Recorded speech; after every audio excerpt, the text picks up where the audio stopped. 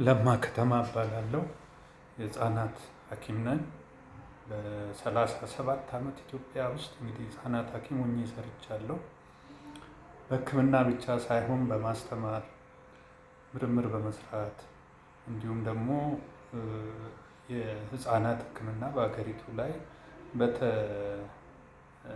ጥራቱን በጠበቀ ሁኔታ እንዲሰራ እንዲተገበር አስተዋጽኦ አበርክቻለሁ። ለምሳሌ በቲቪ በኤች አይ ቪ እንዲሁም በሌሎች ፕሮግራሞች ላይ ፖሊሲዎችን በማውጣት እንዲሁም ደግሞ እነዚህ የህክምና ስራ መመሪያዎችን በማውጣት ለብዙ አመት ሰርቻለሁ። በተቻለ መጠን እንግዲህ ስራዬ የተሳካ ነው ማለት እችላለሁ። ግን በቅርቡ አንድ ነገር የተፈጠረ ነገር አለ። ይሄው ምንድነው? ከፀሀይ የምናገኘው የቫይታሚን ዲ የተባለው ንጥረ ነገር በሀገራችን ውስጥ 85% የሚሆነውን ህዝብ አጥቅቷል የሚል ብዙ ሁኔታዎች እየተፈጠረ ስለሆነ ያ ነገር እንዴት መጣ? ምንድነው ችግሩ? የኢኮኖሚ የጤና ችግር አለው እና ይህ ነገር ምንድነው ማድረግ የሚቻለው የሚለውን እንግዲህ የተወሰነ ደረጃ ላካፍላችሁ ፈልጌ ነው። ይሄ እንግዲህ ከቅርብ ጊዜ ወዲህ 4-5 ዓመት ይሆነዋል። ኢትዮጵያ ውስጥ 85% የሚሆነው ህዝብ የቫይታሚን ዲ እጥረት ከፀሀይ የምናገኘው ቫይታሚን ዲ አጥሯል የሚል ነገር በሰፊው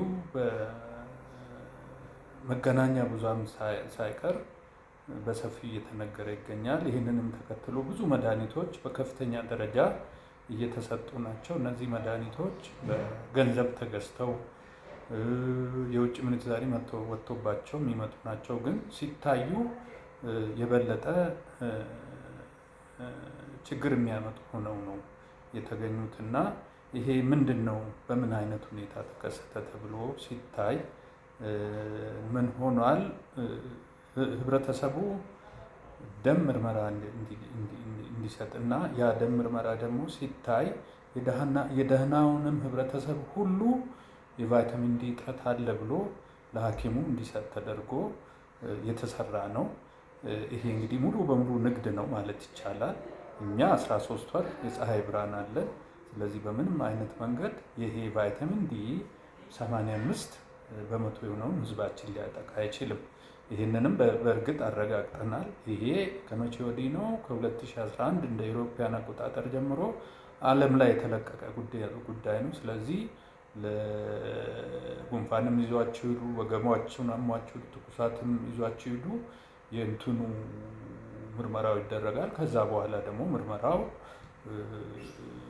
ለሐኪሙ ምንን ያሳያል? ሁሉም የሰው ፍጥረት በሙሉ የቫይታሚን ዲ እጥረት አለው ብሎ ያሳያል። ስለዚህ ለእያንዳንዱ ሰው ይሰጣል ማለት ነው። ሌላው ትልቁ ችግር ምንድን ነው?